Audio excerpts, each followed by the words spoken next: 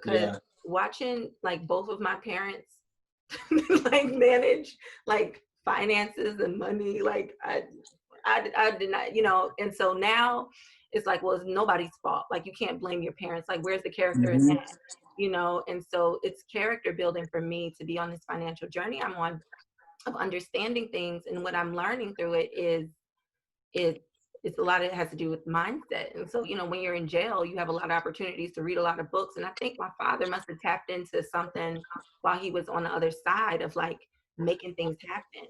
And so when Yeah. he came out and he met my mom had 7 kids of her own before, or six kids of her own before she, um, had me. So it's 12. You have 12. You have 11 siblings. Yeah. No, Wow. I have 13. So actually, my mother and my father both had 6 kids each before they married each other. Wow. Yeah. So my dad had 6 daughters. My mom had 3 daughters, 3 sons. Wow. Yeah. And That's then, a lot. right. And so, like, for my dad, he was like, my mom said, we need a house. And so my dad was like, okay, we'll go get one. And then he was like, well, I want a kid. My mom was like, well, and so they went and got one, a 3-story house in Germantown, Pennsylvania. Beautiful home with like 7 bedrooms. He couldn't do that Wow. with no job, no credit, and a felon, Yeah. and he just, like, if my mom said, I want to have, I want a store, he would go get a building and give her a store, like Wow. there was no limits for him. And so I wonder, like, what that looks like as we're teaching economics. I feel like we don't get taught a lot of the things that the 1% get taught. That's why the 1% Nah. exists. And I guess for me, it's like ending poverty means closing that gap somehow. Yeah. Yeah.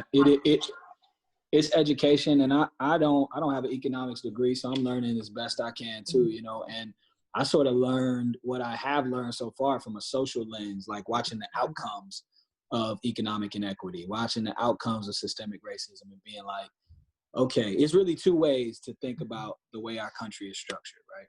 Mm-hmm. And this is like, I'm going to oversimplify this, but I think it's relevant. If the majority of people in jail are African American, which is true, Black folks, right? Majority of people in jail are Black. Right.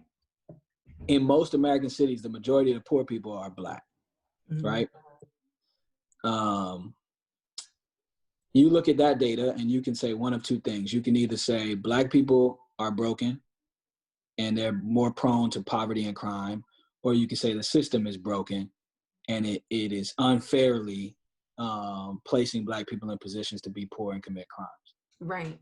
And like, obviously if you look at it the first way, it's racist, right? Mm-hmm. So, but I spend a lot of my time challenging white folks in positions of power with that statement. Like, so what do you think when I show you this data that says, 1 in 3 Black males will be in prison at some point in their life? What do you think about that? You know what I'm saying? And really challenge them. Because if you think Black people are more likely to commit crimes, then you're a racist. Mm-hmm. Right? So you have to admit that the system is fucked up and people are unfairly put in positions to commit crimes. And then we unpack the economics of it from there. Like, why are people in those positions? And sort of back into the solution. How do we create more opportunities for jobs? How do we create ecosystems so people can start businesses, right? Mm-hmm. And your pop sounds to me like a person that was a survivor. Like, he was like, I'm gonna get it by any means. But, and that's a lot of us, you know what I mean? But why should we have to exist in a world where we gotta risk our lives or risk our freedom just to do basic things like start a store, right? Like white people start businesses every day, you know what I mean? And they don't have to do anything sketchy to get it done. They just be like, hey, Pops, I want to start a store. Can you loan me $1 million? Sure. You know what I'm saying? And so then they just learned about entrepreneurship and credit at the same time. You know, I didn't start even learning about credit until I was like 27. Okay. You know what I'm saying? So, yeah. And my parents didn't manage money well, but then there's also privilege in that too. Like, people talk about managing money well. It's hard to manage money well when you ain't got enough money. You know what I mean? Like, it's like, okay, you want me to manage money well, but I don't even have enough coming in to pay the bills to survive. I got X amount of kids my pops had 7 kids too. So it's like, and he was, doing the best he could, but it's a lot. It's a lot to unpack with that. And that's like my new passion is figuring that shit out. I love that. So anyway, And I'll be rambling, yo. I'll be rambling. that's okay. This is it. The exchange is for the ramble, and I know you have like an amazing charity. Your wife is just, yeah, she's the best. She's the best. She listens to me ramble all the time. I don't know how she puts up with it. Yeah. Well, it's a sacrifice. And that's kind of my question too. What have you had to, not so much what have you had to sacrifice? I don't want to have you put all your life out there or anything, but like, what does sacrifice mean to you now as a husband and a father? Yeah. Sacrificing, I don't know, man. Like I'm sacrifice. I guess on the surface, I've sacrificed some selfish desires, right? Like a lot of the things, that I want for myself. Like I'll give you an example. So I was getting my hair cut, and I told my barber I haven't bought any new sneakers in a while, and we were talking about like Jordans and shit. And I guess when I said it, he assumed that I didn't have any money to buy any new sneakers. And I'm like, nah, I'm okay, right? I could buy the sneakers if I wanted to, but I'd much rather buy things for my kids, right? Or stack up money for my kids' college. And so maybe not sacrifice, but just reprioritize, which sometimes, when we get in an argument or something, I'm like, damn, I'm spending all my money on y'all. I could, like you get selfish again, right? So I don't know if it's as much a sacrifice as it is just reprioritizing. But then in terms of like my music career, I guess I have sacrificed going on the road as much, going out and networking with other musicians and late nights in the studio and those things I don't do as often, you know what I mean? Because I'd rather put my kids to bed, you know what I mean? Or so I guess that's a sacrifice, but really it's just, it ain't that bad to me. It's like kind of cool. Like I'm enjoying being a dad and a husband, and focusing on other endeavors too is kind of dope. Yeah, because guess what? You can look at yourself in the mirror and not have any regrets about what really matters, especially right now. And ain't nobody touring. Like, who's doing it? That's true. Yeah.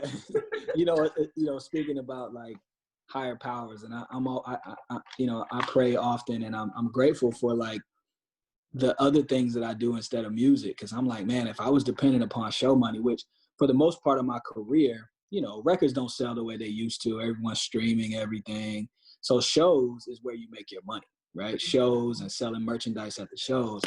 And I'm like, damn, if I was waiting on show money right now, I'd be really in a tough spot. So, God directing me towards these other passions, right? Like building ecosystems and economic development and consulting work that I've been doing, that's a blessing. Cause, if I was just waiting on that next tour, man, I'd be calling you to borrow some money or something. Okay, or I would be like, let me tell you how to trade in the foreign exchange market. That's what I've learned. Right. But I think that's where the fortune is. Like when we're in the midst of adversity, or when it seems like our back is against the wall, it's like we all are like inherently Swiss Army knives. That's the way I'm looking at it now. Like multiple streams of income is wealth.